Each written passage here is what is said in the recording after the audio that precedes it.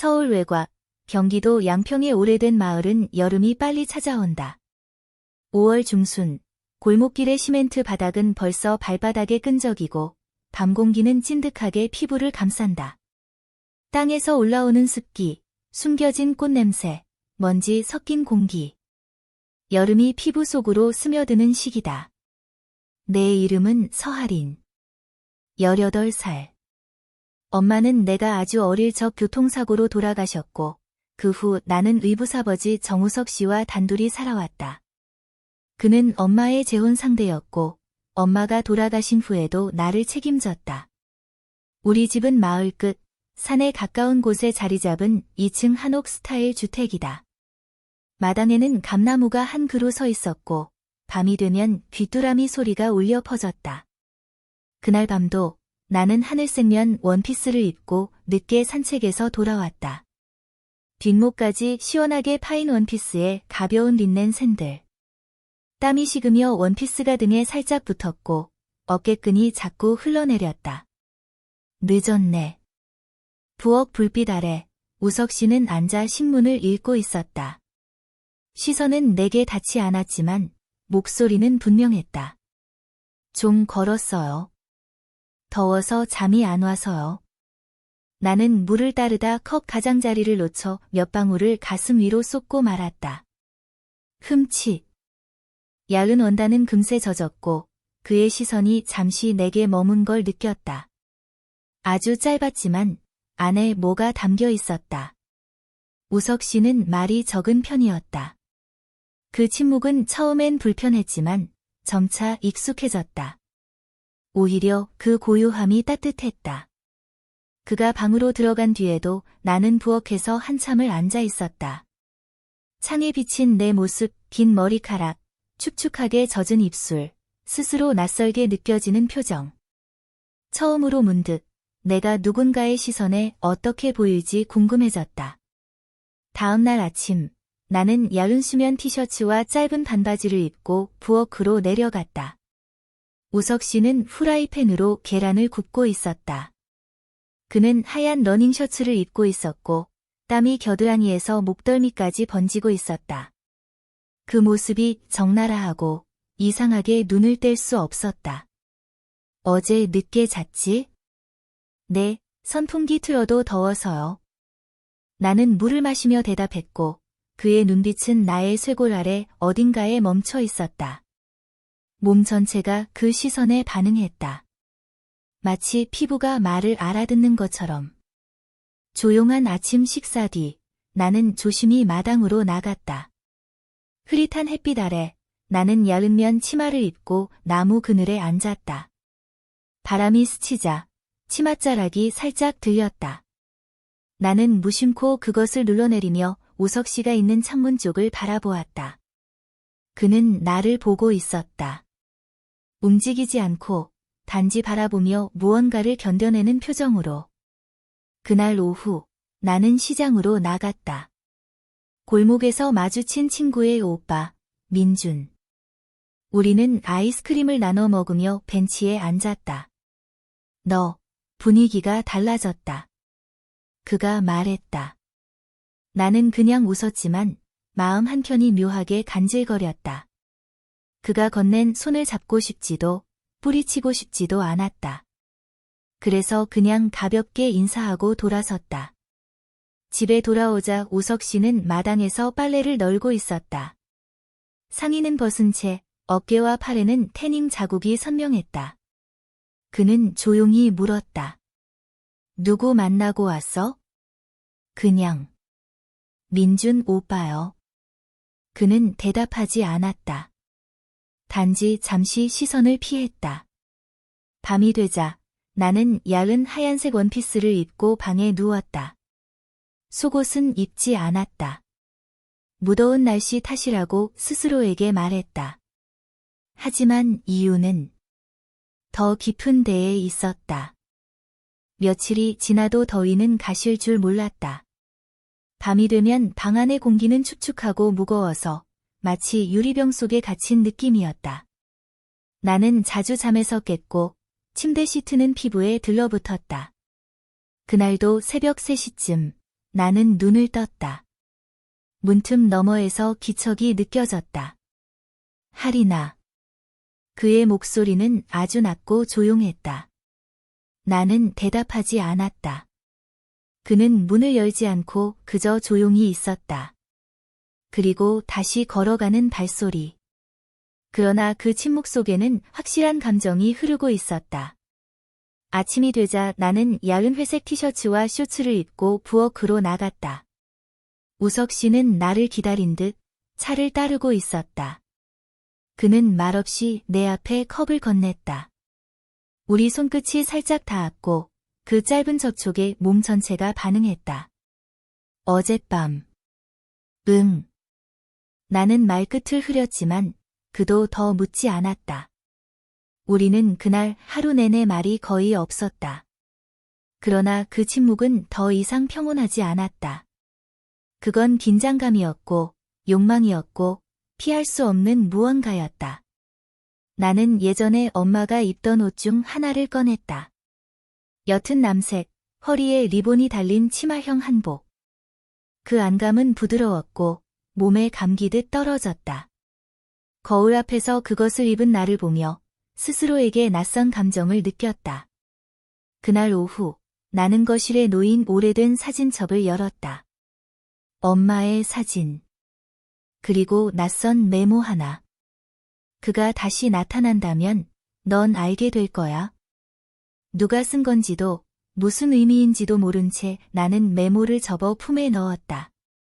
저녁 무렵 우석 씨는 마당에서 나무 정리를 하고 있었다. 나는 그에게 다가갔다. 이 옷, 엄마 거였어요. 그는 잠시 손을 멈추고 나를 바라보았다. 알아. 너무 잘 어울린다.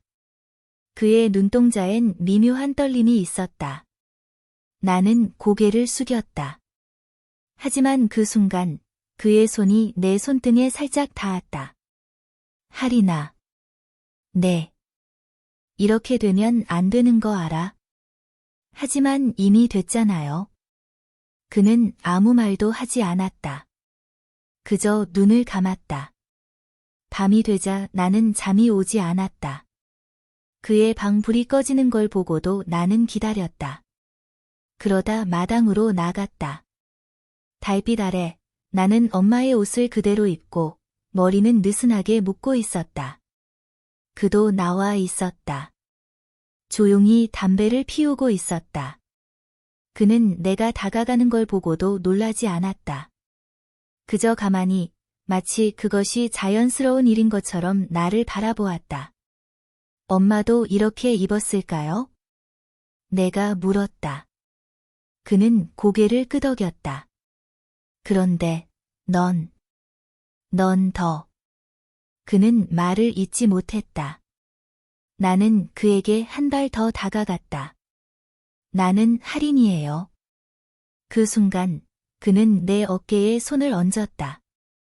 손끝이 떨리고 있었지만 그 움직임은 부드럽고 조심스러웠다. 너를 지켜야 하는데. 그럼 지켜줘요. 여기서 나를. 나는 그의 품에 안겼다.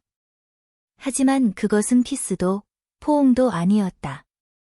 그저 서로를 붙잡고 이 금기된 감정이 어디까지 갈지 확인하는 몸짓이었다. 그날 아침 나는 평소보다 일찍 눈을 떴다.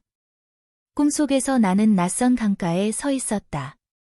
물은 검고 깊었으며 어딘가에서 나를 부르고 있었다. 그 목소리는 분명 여자였지만 어쩐지 내 목소리 같기도 했다. 거울 앞에서 나는 긴 흰색 블라우스를 꺼내 입었다. 앞단추는 자개로 장식되어 있었고 소매는 손등까지 닿았다. 밑에는 얇은 베이지색 롱스커트. 허리라인을 감싸는 벨트 하나로 전통적인 느낌과 도회적인 감각이 섞였다. 우석 씨는 거실에서 신문을 펴고 있었지만 내 시선이 느껴지자 고개를 들었다. 그의 눈빛은 한동안 멈춰 있었다. 내가 의자에 앉자 그는 나를 바라보며 말했다. 요즘 너를 보면 자꾸 과거로 돌아가. 과거요? 내 어머니 말이야. 그의 눈이 멀어졌고 나는 조용히 차를 따랐다. 어머니는 어떤 사람이었어요? 그는 답 대신 서랍을 열어 오래된 향수병을 꺼냈다. 유리로 된 작은 병. 안에 남아있는 향은 아주 미세하지만 강렬했다. 나는 그것을 코끝에 가져가 조심히 들이마셨다. 라일락과 머스크. 그 순간 내 목덜미에 소름이 돋았다. 이건 내 어머니가 마지막으로 쓰던 향수야. 이거 써도 돼요? 그는 대답하지 않았지만 고개를 살짝 끄덕였다. 나는 향수를 한 방울 손목에 떨어뜨리고 가볍게 문질렀다. 그리고 손목을 목 아래로 가져가 대었다. 그가 바라보고 있는 걸 느꼈지만 모른 척했다. 그날 오후 나는 동네 오래된 서점에 들렀다. 책장 사이를 걷다가 한 권의 일기장을 발견했다. 미지의 여름이라는 문구가 커버에 쓰여 있었다. 나는 그 자리에서 몇 페이지를 넘겼다. 그는 나를 딸처럼 안았다. 하지만 내 안의 무언가는 그 이상의 의미를 갈망했다. 문장을 읽고 나는 얼어붙었다. 그건 나의 기분과 너무도 닮아 있었다. 나는 책을 사서 조심스레 가방에 넣었다. 집으로 돌아오는 길, 우석 씨는 뒷마당에서 잔디를 자르고 있었다. 땀이 이마를 타고 내려왔고 셔츠는 허리에 묶여 있었다. 그의 어깨와 팔은 햇빛에 그을려 더욱 선명하게 드러나 있었다. 나는 문득 말을 걸었다. 책에서 이상한 문장을 읽었어요. 피는 멈출 수 있어도 감정은 흘러간다. 그는 나를 쳐다보았다. 그 눈빛엔 무언가가 있었고 그것은 확실했다. 하리나, 넌 지금 뭔가를 겪고 있는 거지? 저도 잘 몰라요. 그냥 뭔가 자꾸 안에서 흔들려요. 나는 가까이 다가갔다. 그의 손에 잔디 조각이 붙어 있었고 나는 그것을 조용히 떼어주었다. 그 짧은 동작이 이상하게 오래 남았다. 밤. 나는 다시 일기장을 펼쳤다. 그리고 작은 거울을 꺼내 블라우스를 천천히 벗었다. 그 안에는 아무것도 입지 않았다. 향수의 흔적이 아직도 가슴 언저리에 남아 있었다. 거울 속 내 모습은 낯설었다. 아니, 생경할 만큼 진짜 같았다. 피부는 차가웠고 감정은 뜨거웠다. 나는 침대에 누워 그 향수병을 가슴에 올려두었다. 무언가를 지켜보는 듯한 기분이 들었다. 그러나 무섭지는 않았다. 며칠째 이어진 더위 속에서 마을은 마치 숨을 참는 듯 조용해졌다. 시장엔 사람들이 없었고 담벼락에 고양이조차 움직이지 않았다. 나는 낮잠에서 깼고 시트는 몸에 달라붙어 있었다. 거울 앞에서 나는 어머니의 오래된 옷장 서랍을 열었다. 그 안엔 몇 벌의 낯선 옷들이 있었다. 나는 그 중에서 검은색 레이스 소매가 달린 반투명한 블라우스를 꺼내 입었다. 속옷 없이 아래에는 크림색 롱스커트를 매치했다. 그 조합은 아주 고전적인 듯했지만 지나치게 감각적이기도 했다. 머리는 낮게 묶고 얇은 금 귀걸이를 달았다. 우석 씨는 거실 창가에 앉아 있었다. 그는 나를 보자마자 숨이 멈춘 듯 했다. 내가 가까이 앉자 그는 말없이 신문을 접었다. 오늘은 좀 다른 느낌이네. 어디 가요? 전부. 그는 웃지 않았다. 눈동자만이 흔들리고 있었다. 오후, 나는 오래된 우물터 근처에 갔다. 거긴 내가 어릴 때 자주 갔던 곳이었다. 물을 뜰 수는 없지만 늘 차가운 바람이 불었다. 나는 우물 옆에 앉아 발을 뻗고 땅을 느꼈다. 스커트 자락이 무릎 위까지 올라왔고 햇살은 나뭇잎 사이로 깜빡였다. 바람은 땀을 식히면서도 피부를 살살 간지럽혔다. 그 순간 누군가 내 시선을 느꼈다. 고개를 돌리자 우석 씨가 멀리 서 있었다. 그는 아무 말도 하지 않고 천천히 다가왔다. 나는 일어나지 않았다. 왜 여기에 와 있었니? 그냥. 엄마가 여기 좋아했다는 말이 생각나서요. 하리나. 그의 목소리엔 깊은 무언가가 담겨 있었다. 나는 시선을 피하지 않았다. 그가 내 앞에 앉았고 우리는 몇 분간 아무 말도 하지 않았다. 내가 잘못하고 있는 건가? 그가 물었다. 나는 그 질문에 곧장 대답할 수 없었다. 그저 손등을 내밀어 그의 무릎 위에 올렸다. 아니요. 지금은 그냥 진실에 가까워지는 것 같아요. 밤이 되자 방 안의 공기가 눌러왔다.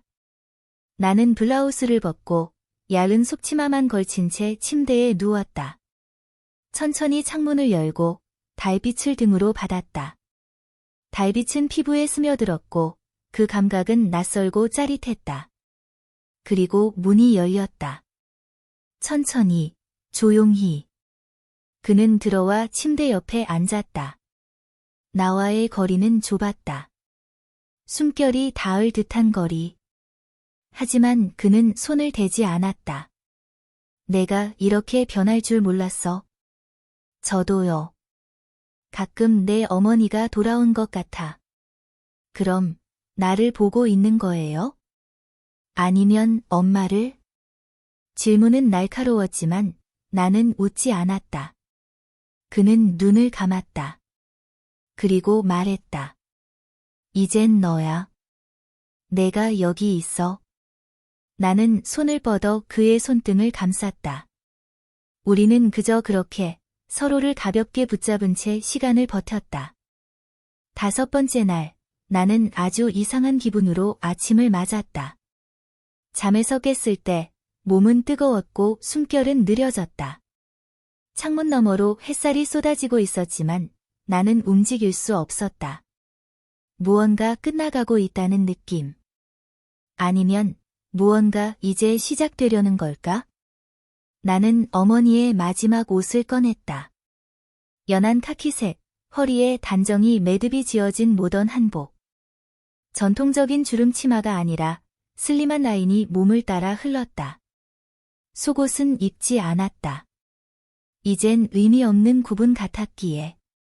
거울 앞에 서자 거기 있던 인물은 내가 아니었다. 엄마의 눈, 내 입술, 누군가의 기척. 나는 긴 머리를 느슨히 묶고 하얀 손거울 하나를 작은 가방에 넣었다. 그날 오후 나는 다시 그 책방으로 향했다. 그곳은 변함없이 조용했고 먼지가 부유하고 있었다. 나는 서가 깊숙한 곳에서 오래된 봉투 하나를 발견했다. 서할인 앞으로. 누가 두고 간 것일까? 열어보니 짧은 편지 한 장이 들어 있었다.